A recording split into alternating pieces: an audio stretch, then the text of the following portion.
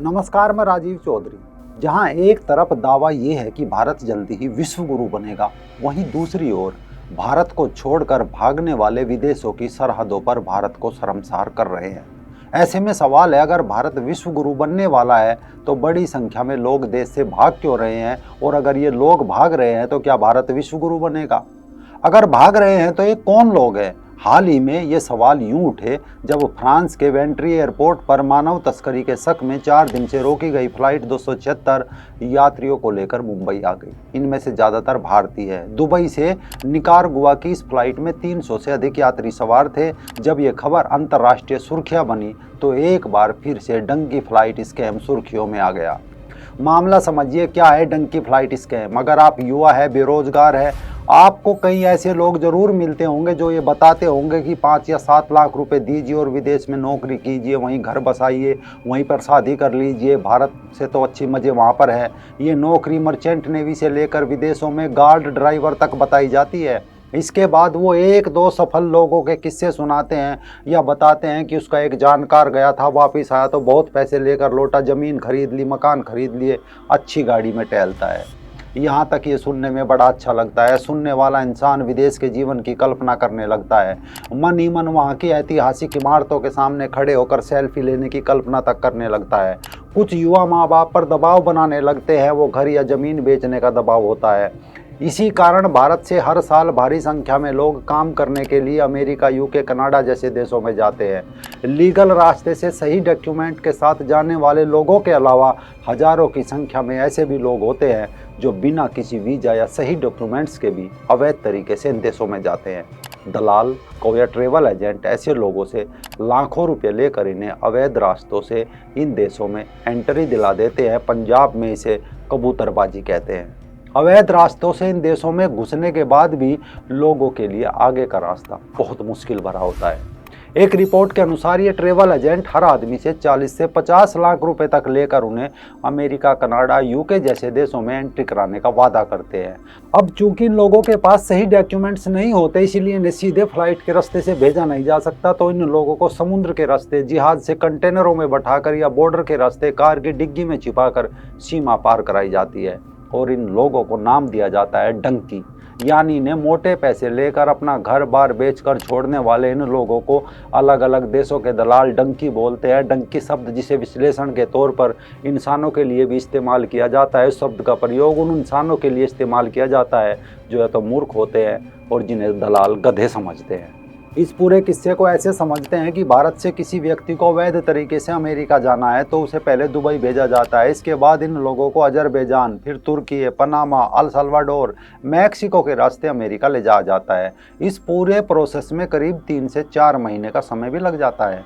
Wall street journal की एक report है, उन्होंने यूएस कस्टम और बॉर्डर प्रोटेक्शन के सरकारी आंकड़े जुटाए थे। उन्होंने कहा था कि पिछले साल अक्टूबर से लेकर इस साल सितंबर तक उसमें 42,000 ऐसे भारतीय लोग थे जिन्होंने दक्षिण के जरिए अमेरिका क्रॉस किया। इनमें पनामा है, मैक्सिको है, कोलंबिया है। सिर्फ भारतीय ही नहीं, बहुत सारे देशों के लोग इस तरह के रूट का इस्तेमाल करते आ रहे हैं।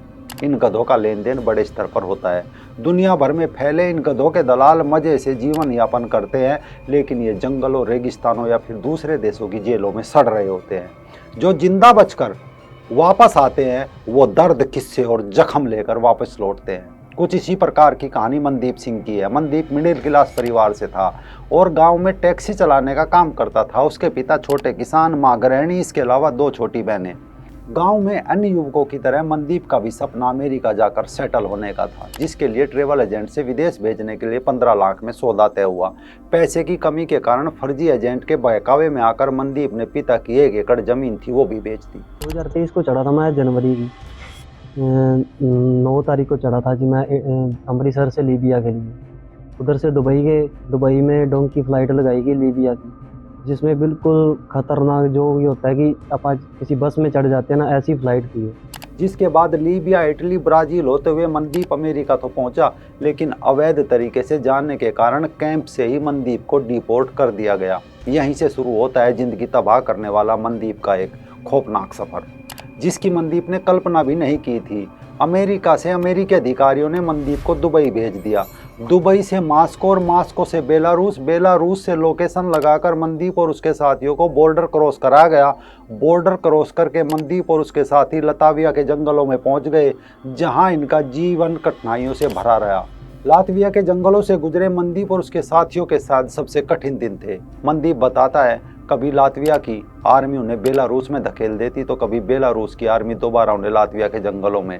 यहाँ बॉर्डर पर सैकड़ों बच्चे वापस आने के इंतजार में थे, लेकिन यहाँ उनकी सुनने वाला कोई नहीं था। लातविया के जंगलों में मनदीप के पैरों के नाखून को क्लास से निकाल दिया गया, उन्हें करंट के झटके दिए जाते थे। इतनी बेरहमी से पिटाई की गई कि मनदीप अभी तक ठीक से नहीं चल पाता। वहीं एजेंट बोलते हैं कि आगे ही जाना है, चाहे मर जाओ।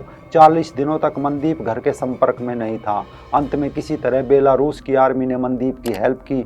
मनदीप और उसके 20-22 साथी म्यूनिख पहुंचे, जहां उन्हें इंडियन एम्बेसी ने मनदीप और उसके साथियों को वाइट पासपोर्ट पर इंडिया वापस भेज दिया। 9 महीने विदेशों में धक्के खाने के बाद मनदीप अब घर वापस है। उसके पास अब खोने को कुछ नहीं बचा। हाल ही में ऐसी कहानी लेकर शाहरुख खान की एक डंकी मूवी भी आई है, लेकिन डंकी कोई पहली मूवी नहीं है। इससे पहले पंजाबी फिल्म इंडस्ट्री से लेकर हॉलीवुड में कई ऐसी फिल्में इस मुद्दे पर बन चुकी है। दरअसल ये कहानी उन रास्तों की है जिन्हें पार करने में कई लोगों को अपनी जान तक गंवानी पड़ी, लेकिन अभी भी कुछ नहीं बदला। भारत में अभी लाखों ऐसे लोग हैं जो अमेरिका जाना चाहते हैं, लेकिन वीज़ा न मिलने की वजह से वे अमेरिका जा ही नहीं पाते। हालांकि इनमें ऐसे लोग भी हैं जो अवैध तरीके से, कहिए कि डंकी रूट्स के जरिए अमेरिका में घुसने की कोशिश करते हैं। मैक्सिको, ग्वाटेमाला, साल्वाडोर, होंडुरस के बाद भारत दुनिया का 5वां बड़ा देश है जहां से अवैध तरीके से लोग अमेरिका में दाखिल होते हैं, और इसका सबसे प्रचलित रास्ता है मैक्सिको का। अमेरिका के साथ मैक्सिको का करीब 3155 किलोमीटर का बॉर्डर है। इस बॉर्डर के जरिए दुनिया भर के लोग अवैध तरीके से अमेरिका में दाखिल होते हैं। इनमें बड़ी संख्या में भारतीय है। एक आंकड़ों के अनुसार अकेले 2022 के आखिर तक करीब 1 लाख भारतीय ऐसे थे जिन्हें अमेरिका ने अवैध तरीके से उनके देश में घुसने के आरोप में गिरफ्तार किया था। इतना ही नहीं, साल 2019 और उसके बाद भारत से अमेरिका जाने वाले अवैध प्रवासियों की संख्या में करीब 5 गुना का इजाफा हुआ है। अब देखने सुनने को तो ये बड़ा आसान लगता है कि 1 लाख लोग अमेरिका जाने की फिराक में थे और अमेरिका ने उन्हें गिरफ्तार कर लिया। ये सब सुनने में बड़ा आसान सा लगता होगा, लेकिन मैक्सिको तक पहुंचने के लिए इतनी ही जद्दोजहद करनी पड़ती है। कुछ रास्ते में मरते भी हैं। आम इंसान तो उम्मीद छोड़ देता है। इसीलिए वीज़ा मिले तो ठीक, वरना डंकी रूट से ही भारत के लोग अमेरिका जाने की कोशिश करते रहते हैं। डंकी रूट के जरिए अमेरिका में दाखिल होने के लिए सबसे पहले भारत से पहुंचना पड़ता है दक्षिण अमेरिका के देश इक्वाडोर। भारत से इक्वाडोर की दूरी करीब 16,000 किलोमीटर है। इक्वाडोर से फिर कार या बोट के जरिए जाना पड़ता है दक्षिण अमेरिका के एक और देश कोलंबिया।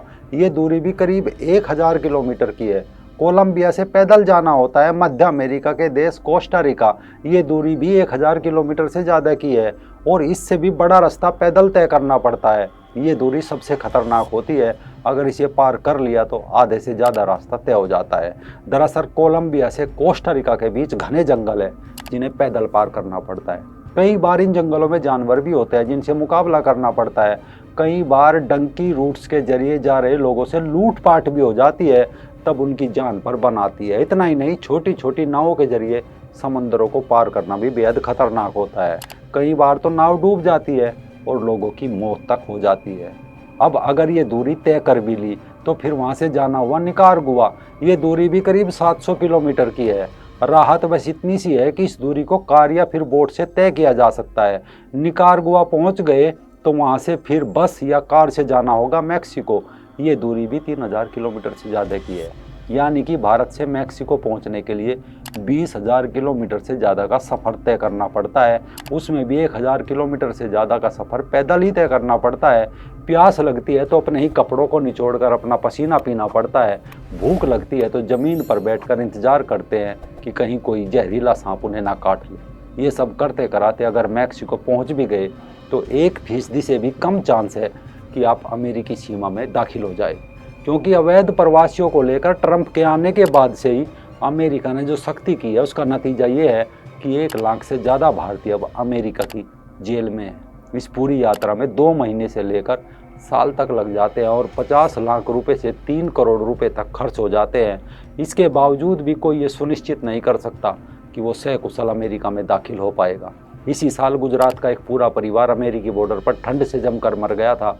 ये खबर सुर्खियां बनी थी, लेकिन तब ये मामला इतना नहीं उछला था। साल 2019 की बात है। गुरप्रीत कौर तब 6 साल की थी।